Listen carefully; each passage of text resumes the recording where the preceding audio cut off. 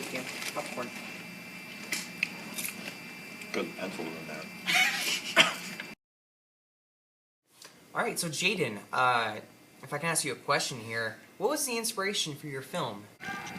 Well, I feel like the main inspiration behind the story and, the story of the movie that it presents to us and tells is there was a time, and it was during the school year actually, I was with one of my friends, we got detention, right?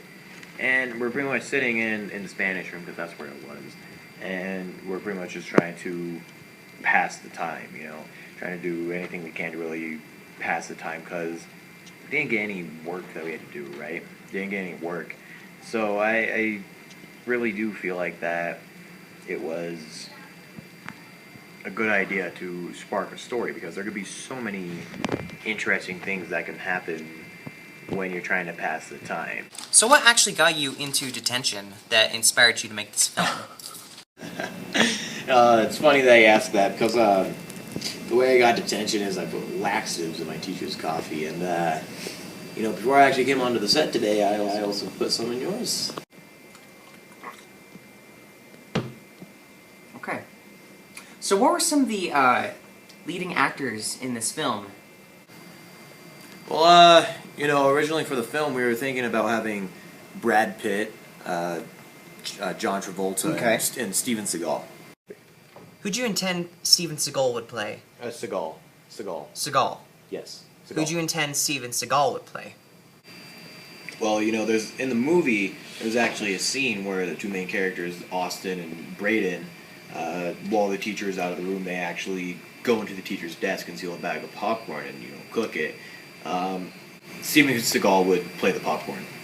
Well, obviously due to budget cuts, Jason Seagal was Steven Seagal. Obviously due to budget cuts, Steven Seagal was not able to play. He was not able to play the role of the popcorn bag. Well, that is true, but my producer actually thought it would be more efficient to use a real bag of popcorn. So I did hear that Curt Cobain actually does play the popcorn in this film. Yes. And we do have him in the studio here today. Let's bring him out, guys. Woo! Yeah, Curt Cobain. Curt Cobain, I'd like to welcome you. Oh, not again. Can we have a cleanup on aisle 2, please?